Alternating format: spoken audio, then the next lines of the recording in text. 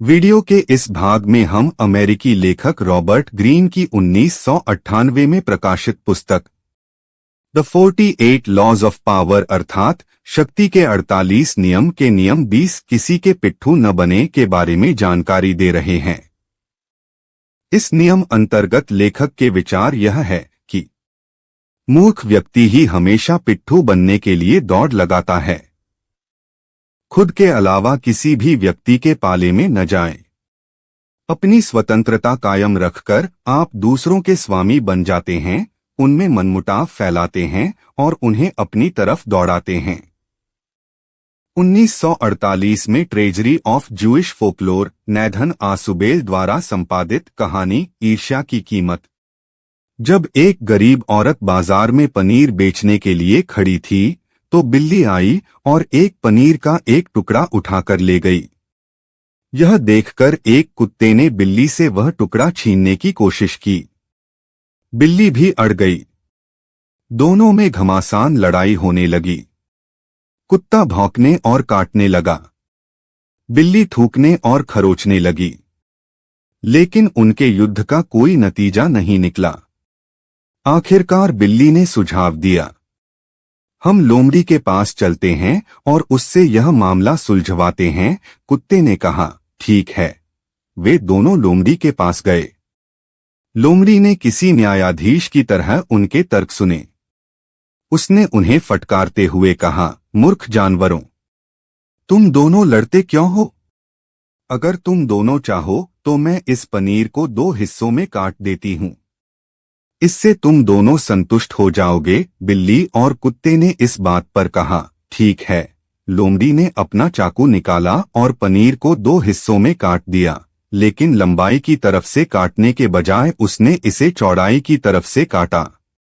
कुत्ते ने विरोध करते हुए कहा, मेरा हिस्सा छोटा है। लोमड़ी ने न्यायपूर्ण ढंग से अपने चश्मे से कुत्ते के हिस्से को देखते हुए कहा, तुम ठीक कह रहे हो, बिल्कुल ठीक कह रहे हो। इस पर उसने बिल्ली के हिस्से में से एक टुकड़ा खा लिया और कहा, अब दोनों हिस्से बराबर हो गए। जब बिल्ली ने लोमड़ी की हरकत देखी तो वह चिल्लाने लगी, जरा इधर देखो, अब मेरा हिस्सा छोटा हो गया है। लोमड़ी ने दोबारा अपना चश्मा पहना और न्यायपूर्ण ढंग से बिल्ली के हिस्से को देखते हुए बोली, तुम ठीक कह रही हो।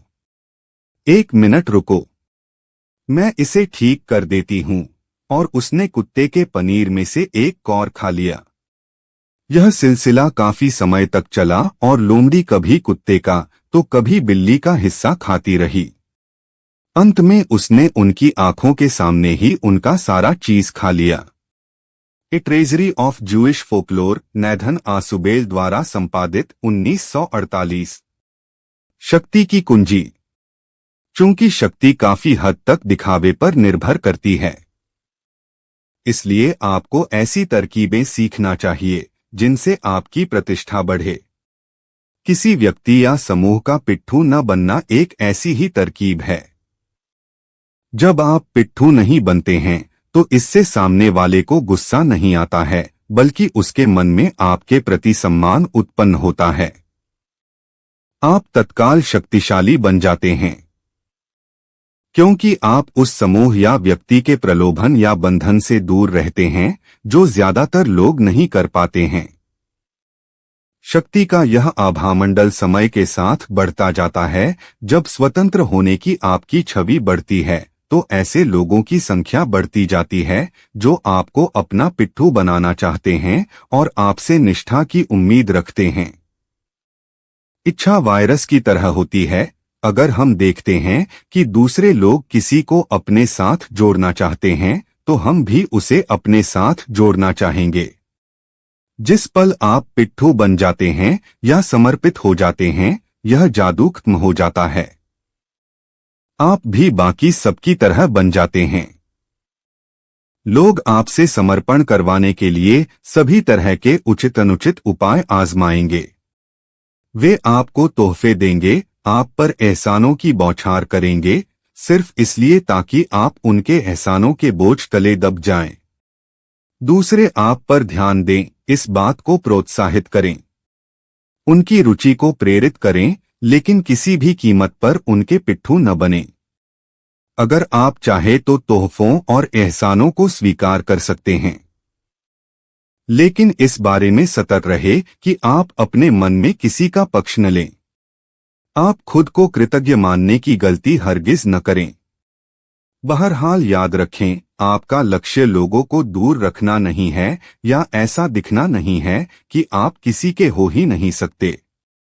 महारानी एलिजाबेथ प्रथम की तरह आपको भी लगातार हवा देते रहना चाहिए, रुचि जगाते रहना चाहिए और लोगों को प्रलोभन देते रहना चाहिए ताकि वे आपको अपना बनाने की कोशिशें करते रहें। फिर आपको उनके ध्यान को कभी कभार मोड़ना भी चाहिए, लेकिन बहुत ज्यादा दूर नहीं। ग्रीक सेनापति एल्सिबाइडेस इस खेल को बखूबी खेलते थे। एल्सिबाइडेस ने एथेंस की उस विशाल जल सेना का नेतृत्व किया था जिसने 414 ईसा पूर्व में सिसिली पर आक्रमण किया था। जब ईर्ष्यालु एथेंस वासियों ने युद्ध के बाद उन पर झूठे आरोप लगाकर उनका अपमान करने की कोशिश की, तो वे घर लौटकर झूठे मुकदमे का सामना करने के बजाय दुश्मनों यानी स्पार्टावासियों से जाकर मिल गए। फिर जब एथेंस वासी सिरेकस में हार गए तो एल्सिबाइडेस स्पार्टा छोड़कर फारस चले गए, हालांकि स्पार्टा अब शक्तिशाली बन रहा था। बहरहाल एथेंस और स्पार्टा दोनों ही एल्सिबाइडेम को प्रलोभन देते रहे क्योंकि फारस में उनका काफी प्रभाव था। फारस में उन पर सम्मानों की बारिश इसलिए होती थी क्योंकि एथेंस और स्पार्टा पर उनका काफी प्रभाव था। उन्होंने हर पक्ष से वादा किया, लेकिन किसी के साथ नहीं जुड़े और अंत तक सारे पत्ते अपने हाथ में ही रखे। अगर आप शक्तिशाली और प्रभावशाली बनना चाहते हैं तो एल्सिबाइडेस की रणनीति को आजमा कर देखें, खुद को प्रतियोगी शक्तियों के बीच में रखें। किसी एक पक्ष को अपनी मदद के वादे से ललचाएं।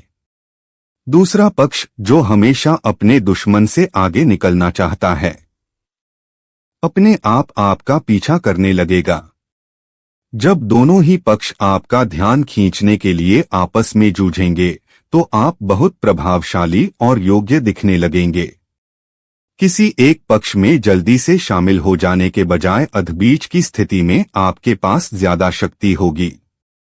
1830 में फ्रांस की जुलाई क्रांति में 3 दिन के दंगों के बाद वृद्ध राजनेता टैलेरेंट पेरिस में अपनी खिड़की के पास बैठे थे।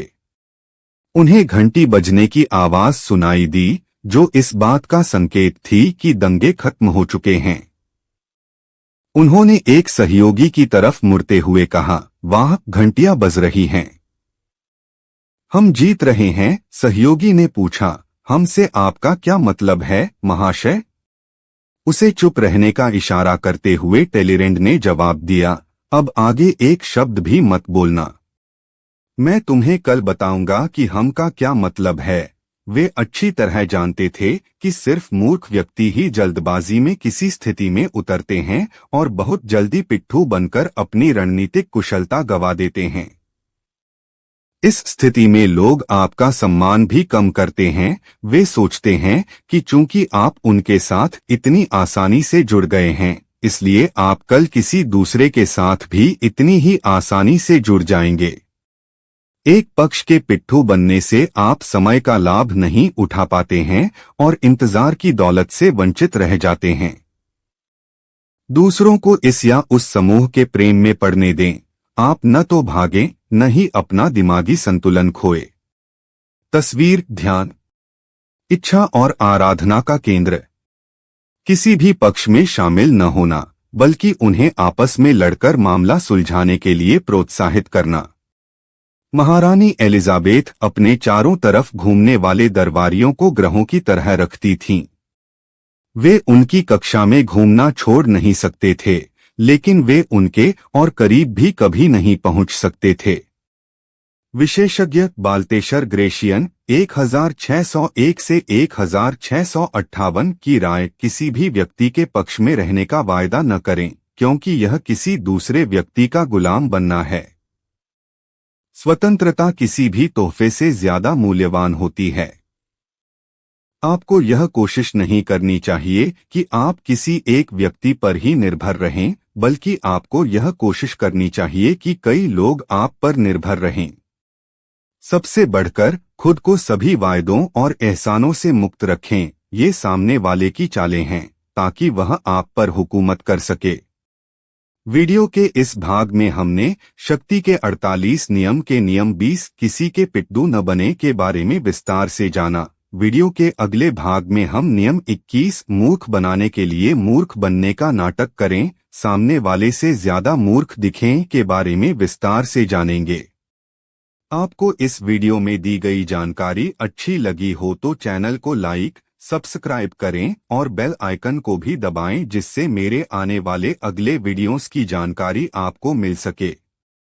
धन्यवाद।